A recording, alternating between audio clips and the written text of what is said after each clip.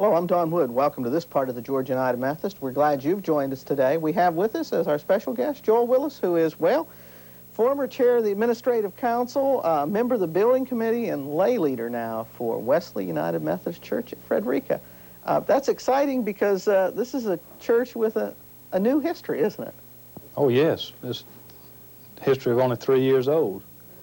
But this seems like yesterday we started, but now we're 3 years and we've come to this point. So we've got a short history, but we feel like many years to go to get where we want to be.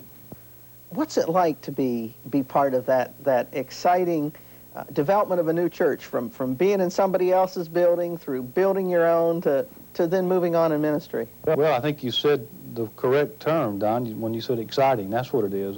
It is exciting. It's made church fun, and I think church ought to be fun. And that's what it's done for me, is made something that is really fun and exciting. How's this compared to, I know when I'm in a unique position of being able to go to a church and not be responsible for it as clergy because I do this. What's it like to go from being a part of another church, a bigger church, to sort of being in the nucleus that's starting? What kind of feelings that? Well, it's a good feeling. It's almost overwhelming, though, because usually being in part of an active church, an existing church that has been established for a number of years, things are already in place. But you become a part of a new church where there is really no structure, no function. It's the point that you are at, and you have to start these things. And that's what's exciting, is that you just jump in along with a lot of other people to try to get some things done. Where before, these things the organization was already in place. But now you have an opportunity to help get that structure in place in a new church situation. Yeah, it's sort of easy, I guess, sometimes to let the pastor and the lay folks who have been there sort of keep on with things, and for us to sort of lay back sometimes. You can't do that, can you? No, you can't do that. I think and I'm guilty of it too, is being a part of an existing church where we let people who have done things or done certain jobs for a number of years continue to do it, and sometimes they may want to give it up, but nobody's ready to step in their place, in their shoes, and do that. But there's more work to it than you think, and if I've told people before, if I thought there was that much work to do, I'm not sure I'd do it again, but I'm not telling the truth. I think I'd be really willing to go to any new church situation.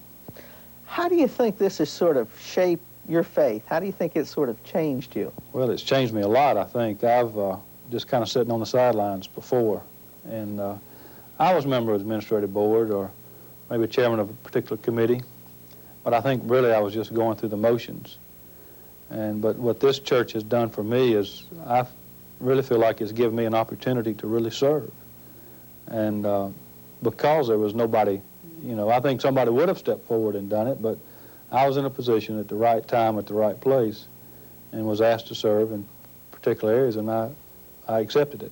That's what it's done for me. I have an idea you're probably not the only one, because you didn't do this by yourself, did you? No, we had, initially out of St. Simon's United Methodist Church, we had 45 members to come and be a part of this church, and eventually about 75 have joined from St. Simon's. But it takes a lot of people to start a new church and to keep a church going, and what I've done, others have done the same and done more, and you can't do it with just one or two people. It takes many people.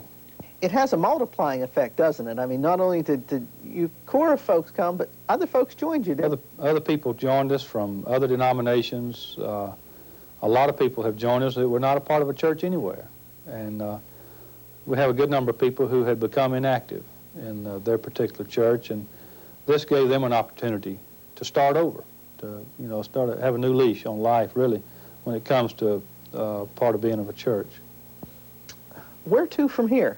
You've gone through sort of the first two stages, and you're in the as hard a stage as the first two, sort of turning your focus from being a building to being a church that reaches out? Well, we've started out with, we've moved twice before we got to our present location, and we had a good burst of growth in the beginning when we started at the old Catholic church, St. William's.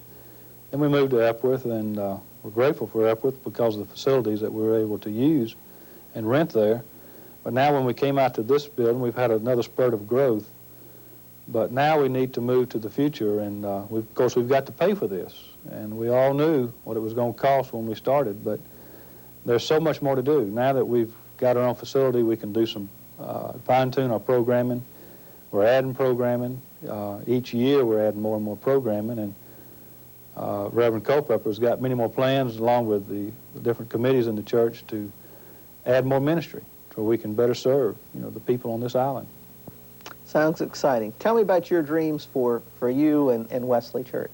Well, for me personally, I feel like this church, and it's going to deepen my spiritual beliefs because I've recognized now that, really the church is made up of people. You can't just walk in and not have a good worship fellowship without people. And we've designed this particular building for that purpose, to bring people together. And for personally, I think it's going to deepen my spiritual beliefs. And also, it's calling me to serve in other ways in the church, on the local level, but also on the district and the conference level. But I see us down the road, just a few years, taking care of the present debt that we're in and taking on new responsibilities. And I think the growth is going to demand that we proceed and build a sanctuary and have a chapel and have all the facilities that you need to provide the type of ministry that you need to provide. It's a great facility and it's an exciting church. And Joel, thank you for being with us. Thank you, Don. Thank you for being with us on this part of the Georgia United Methodist.